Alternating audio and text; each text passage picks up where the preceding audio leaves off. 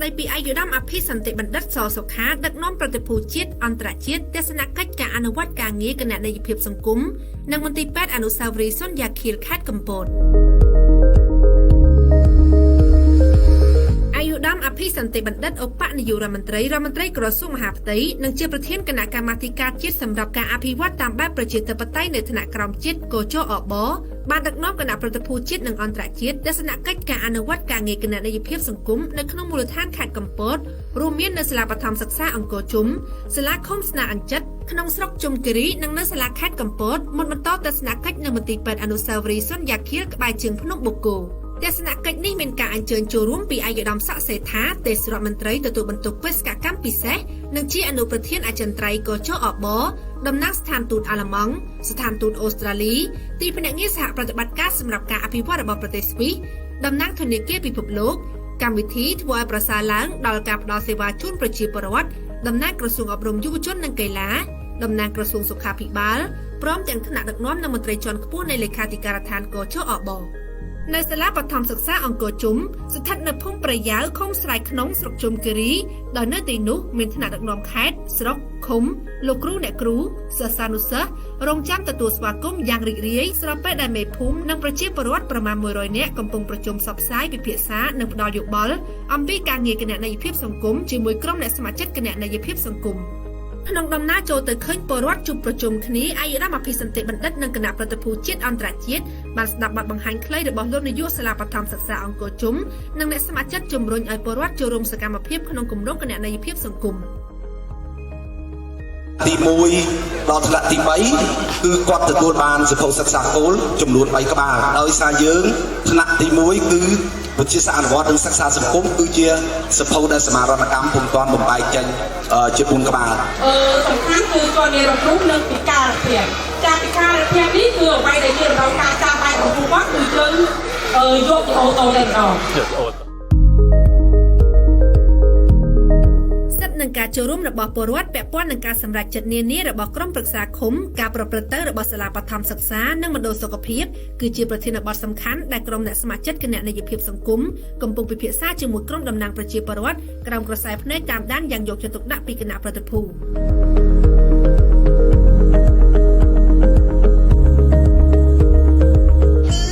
អ្នកគ្រូចែកសិភៅដកពុំដល់សិស្សចាំសូមមកពុំវិញផ្ទះដែរបញ្ចុះខ្ញុំផង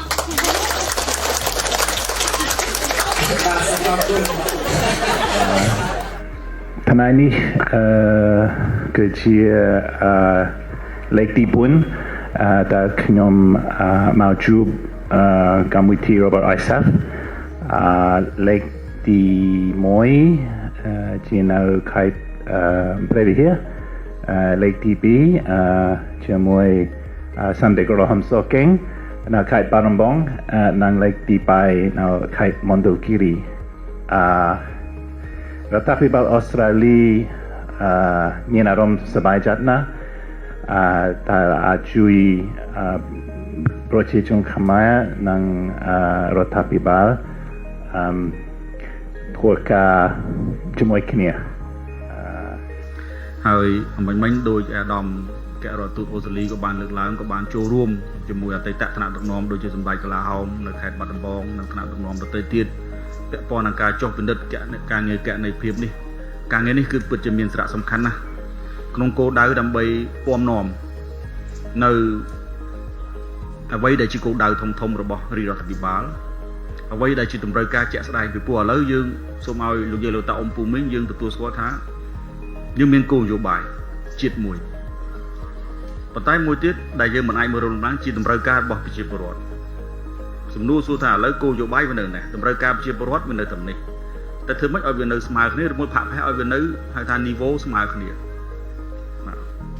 អញ្ចឹងតាមរយៈការមកចូលរួមស្ដាប់បន្តិចទៀតនេះខ្ញុំគិតថាខ្ញុំបាទផ្ដល់ការទទូចឲ្យអ៊ំពូមីងទាំងអស់មេត្តាផ្ដល់យោបល់ជាកញ្ចក់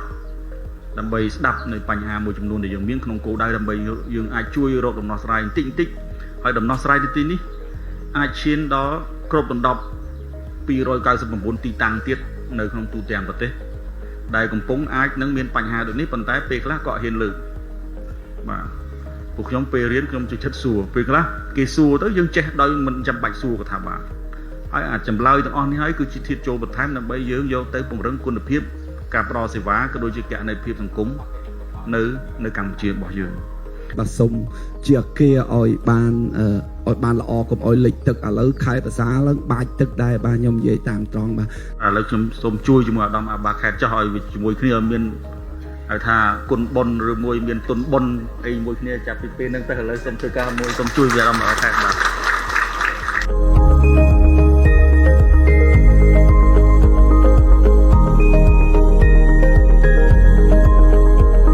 នេះជាផ្នែកមួយនៃការលើកកម្ពស់លទ្ធិប្រជាធិបតេយ្យនិងសិទ្ធិសេរីភាពប្រជាពលរដ្ឋលើជោគវាសនាឃុំសង្កាត់របស់ពួកគេគណៈប្រតិភូបានបន្តទស្សនកិច្ចនៅសាលាឃុំស្នាអញ្ចិតដែលនៅទីនោះមេឃុំស្មៀនបានធ្វើបទបង្ហាញអំពីសកម្មភាពនិងគម្រោងអភិវឌ្ឍឃុំពាក់ព័ន្ធនឹងការងារគណនេយ្យភាពសង្គមគណៈអ្នកស្ម័គ្រចិត្តក៏កំពុងពិភាក្សាជាមួយពលរដ្ឋដើម្បីរកមតិកែលម្អគម្រោងនានាក្នុងឃុំស្នាអញ្ចិតផងដែរ ក្រោយស្ដាប់បទបង្ហាញនឹងទស្សនកិច្ចប្រជុំនៅសាលាឃុំឯកឧត្តមអភិសន្តិបណ្ឌិតបានចូលរួមសំណេះសំណាលខ្លីជាមួយអាជ្ញាធរនិងប្រជាពលរដ្ឋ ខ្ញុំសូមទទូចប្រហែលម្ដងទៀតសូមឲ្យពុកម៉ែបងប្អូនទាំងអស់មេត្តាបន្តចូលរួមកុំអៀនបាទអៀនចូលឲ្យបានច្រើនព្រោះនេះសំខាន់ណាស់ព្រោះបើមិនដឹងថាលោកយាយលោកតាអំពូមីងបងអស់ត្រូវការអីពួកខ្ញុំខាងលើនេះក៏មិនដឹងថារៀបចំអីត្រូវ បើយើងអត់ពិនិត្យថាហ្នឹងវាត្រូវការអីយើងពិបាកក្នុងការដោះស្រាយឥឡូវឈឺឬឈឺកុំឲ្យតែឈឺបន្តិចតិចឲ្យតែប្រេងកាឡាដើម្បីដោះស្រាយគ្រប់មុខគ្រប់ប្រភេទពិបាកអញ្ចឹងវាមានឈឺផ្សេងៗគ្នាគ្រុនពោះវៀនឈឺពោះចុកពោះដើមខុសគ្នាទាំងអស់ ក្រៅដំណាក់ភ្លៀងក្នុងអន្តរកាលប្រាំងនិងវស្សាឯកឧត្តមអភិសន្តិបណ្ឌិតបានបន្តដឹកនាំប្រតិភូធ្វើដំណើរពីសាលាឃុំស្នាអញ្ចិតឆ្ពោះទៅកាន់ក្រុងកំពត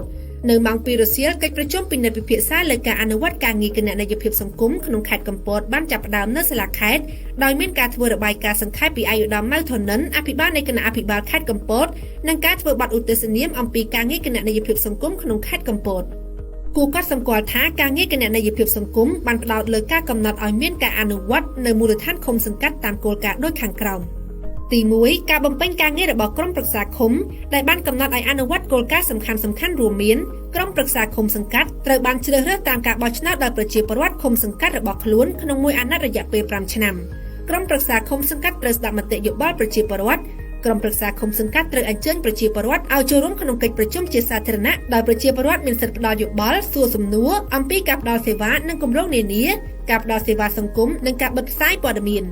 ទី 2 ការផ្ដល់សេវានៅសាលាបឋមសិក្សាបានកំណត់ថាកុមារអាយុ 6 ឆ្នាំឬ 70 ខែត្រូវតែបានចុះឈ្មោះចូលរៀនគ្រូម្នាក់សម្រាប់តែសិស្សមួយថ្នាក់ហើយសិស្សមួយថ្នាក់មិនឲ្យលើសពី 45 ទៅ 50 នាក់គ្រូបង្រៀនត្រូវបង្រៀនឲ្យបាន 211 ថ្ងៃក្នុងមួយឆ្នាំសិក្សាសាលារៀនត្រូវមានសៀវភៅសិក្សាគោលឲ្យសិស្សខ្ចីទៅរៀនពី 3 ទៅ 5 ក្បាលដោយឥតគិតថ្លៃសាលារៀនត្រូវមានហេដ្ឋារចនាសម្ព័ន្ធរូបវ័ន្តទឹកស្អាតបង្គន់អនាម័យបរិក្ខារលាងសម្អាតដៃនិងលោកគ្រូអ្នកគ្រូត្រូវជួយសិស្សសិក្សារៀនសូត្រ ទី 3 ការផ្ដល់សេវានៅមណ្ឌលសុខភាពបានកំណត់ថាមណ្ឌលសុខភាពត្រូវដំណើរការ 24 ម៉ោងក្នុងមួយថ្ងៃ 7 ថ្ងៃក្នុងមួយសប្តាហ៍ត្រូវស្អាតមានអនាម័យល្អជាប្រចាំទទួលបានការផ្គត់ផ្គង់បរិក្ខារឱសថ 12 លើកក្នុងមួយឆ្នាំគណៈកម្មការគ្រប់គ្រងមណ្ឌលសុខភាពត្រូវប្រជុំ 6 លើកក្នុងមួយឆ្នាំ ក្នុងឱកាសកិច្ចប្រជុំនៅសាលាខេត្តកំពតនោះឯកឧត្តមអភិសន្តិបណ្ឌិតសសុខាឧបនាយករដ្ឋមន្ត្រីក្រសួងមហាផ្ទៃនិងជាប្រធានកជអបបានគូបញ្ជាក់អំពីភាពលេចធ្លោនៃការអនុវត្តគោលនយោបាយវិមជ្ឈការនិងវិសហមជ្ឈការនៅកម្ពុជា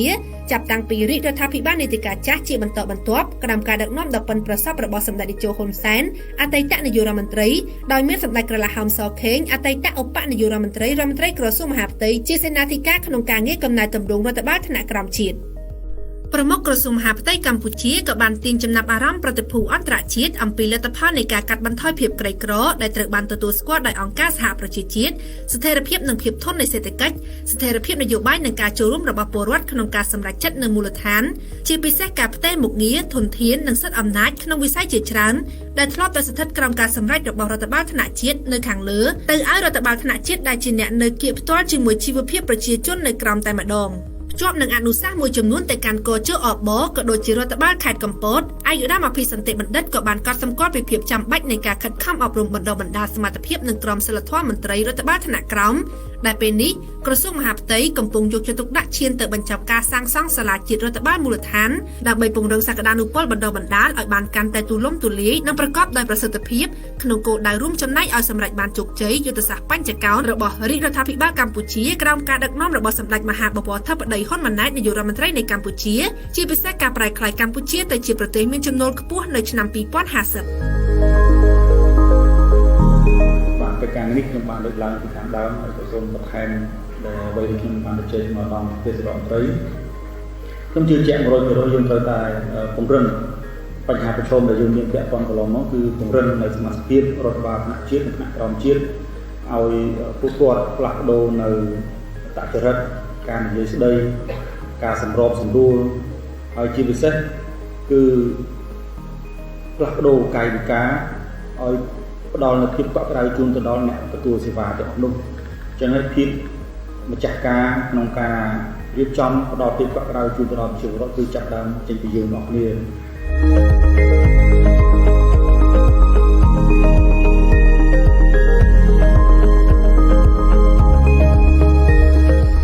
ទស្សនកិច្ចការងារគណៈនាយភាពសង្គមត្រឹមកិច្ចប្រជុំនៅសាលាខេត្តប៉ុន្តែបេសកកម្មពេញមួយថ្ងៃនៅខេត្តកំពតរបស់ឯកឧត្តមអភិសន្តិបណ្ឌិតនិងប្រតិភូត្រូវបន្តទៅបង្ហាញនៅមន្ទីរពេទ្យអនុស្សាវរីយ៍សុនយ៉ាខៀលដែលនៅមិនឆ្ងាយប៉ុន្មានពីជើងភ្នំបូកគោមន្ទីរពេទ្យនេះកសាងនិងឧទ្ទិសដល់ឈ្មោះកូនស្រីរបស់លោកបណ្ឌិត Winfried Khiel និងអ្នកស្រី Romary Khiel ឈ្មោះសុនយ៉ាដែលបានទទួលមរណភាពក្នុងឧបទ្ទវហេតុដោយចៃដន្យយោងតាមបទបង្ហាញជូនគណៈប្រតិភូនៅក្នុងដំណើរទស្សនកិច្ចផ្ទាល់មកប្រទេសកម្ពុជាកាលពីឆ្នាំ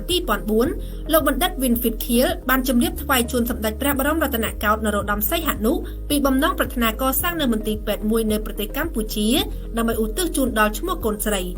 នៅខែវិច្ឆិកាឆ្នាំ2004សម្ដេចព្រះបរមរតនកោដ្ឋបានប្រទានព្រះរាជសារជូនសម្ដេចតេជោអំពីបំណងប្រាថ្នានេះដើម្បីជូនរាជរដ្ឋាភិបាលសម្របសម្រួលការងារតាក់ទងនឹងការងារកំណត់ទីតាំងនិងសម្របសម្រួលការងារសាងសង់មន្ទីរពេទ្យសម្ដេចតេជោក៏បានប្រគល់ភារកិច្ចនេះជូនសម្ដេចក្រឡាហោមសខេងដើម្បីកំណត់ទីតាំងនៅខែមករាឆ្នាំ2006អង្គការមូលនិធិសុនយ៉ាខៀលកម្ពុជាត្រូវបានបង្កើតឡើងតាមការអនុញ្ញាតជាផ្លូវការរបស់ក្រសួងមហាផ្ទៃតាមរយៈការសម្របសម្រួលនិងការដឹកនាំដោយផ្ទាល់ពីសម្ដេចក្រឡាហោមទីតាំងជាអតីតកសិដ្ឋានចិញ្ចឹមគោបឹងទូកខេត្តកំពតត្រូវបានកំណត់យកនិងរៀបចំដើម្បីសាងសង់មន្ទីរពេទ្យខែមីនាឆ្នាំ2007សំណង់មន្ទីរពេទ្យបានចាប់ដំណើរការដំបូងនិងបានបញ្ចប់ជាស្ថាពរនៅចុងឆ្នាំ2010ហើយក៏ត្រូវបានសម្ពោធដាក់ឲ្យដំណើរការជាលើកដំបូងនៅថ្ងៃទី28ខែមេសាឆ្នាំ2012ក្រោមអធិបតីភាពសម្ដេចក្រឡាហោមតំណាងដល់ខ្ពង់ខ្ពស់សម្ដេចតេជោហ៊ុនសែនប្រតិបត្តិការរបស់មន្ទីរពេទ្យអនុស្សាវរីយ៍សុនយ៉ាខៀលបានជួយដល់មន្ទីរសុខាភិបាលខេត្តក្នុងការផ្ដល់នូវសេវាថែទាំប្រកបដោយគុណភាពសម្រាប់ប្រជាជននៅភាគខាងត្បូងនៃប្រទេសកម្ពុជានិងធ្វើការផ្ដល់ហិរញ្ញប្បទានសុខភាពតាមរយៈការផ្ដល់ឧបត្ថម្ភធននៅសេវាថែទាំសុខភាពដល់ជនក្រីក្រដោយផ្ដោតលើការថែទាំមាតានិងទារកសេវាសង្គ្រោះបន្ទាន់ក៏ដូចជាការកាត់បន្ថយការចំណាយដោយប្រយោលសម្រាប់ការថែទាំសុខភាពបឋមរួមទាំងជំងឺមិនឆ្លង NCDs ផងដែរឯកឧត្តមអភិសន្តិបណ្ឌិតសសុខាបានស្ងប់ស្ងាយចំពោះស្ថាបនិកមន្ទីរពេទ្យដែលមានមនោសញ្ចេតនាដ៏ជ្រាលជ្រៅចំពោះប្រទេសនិងប្រជាជនកម្ពុជានិងបានសម្ដែងការកោតសរសើរព្រមទាំងវិតម្លៃខ្ពស់ចំពោះថ្នាក់ដឹកនាំនិងបុគ្គលិកមន្ទីរពេទ្យដែលបានយកចិត្តទុកដាក់បន្តនិរន្តរភាពប្រកបដោយភាពលេចធ្លោទាំងផ្នែកហេដ្ឋារចនាសម្ព័ន្ធនិងគុណភាពនៃការព្យាបាលឯកឧត្តមក៏បានថ្លែងអំណរគុណដល់សប្បុរសជនជាតិអន្តរជាតិនិងស្ថាប័នពាក់ព័ន្ធដែលបានផ្ដល់ការគាំទ្រគ្រប់បែបយ៉ាងដល់ប្រតិបត្តិការរបស់មន្ទីរពេទ្យជាផ្នែកមួយនៃការលើកកម្ពស់វិស័យសុខាភិបាលនៅប្រទេសកម្ពុជាជាពិសេសនៅតាមមូលដ្ឋានក្រៅពីរាជធានីភ្នំពេញ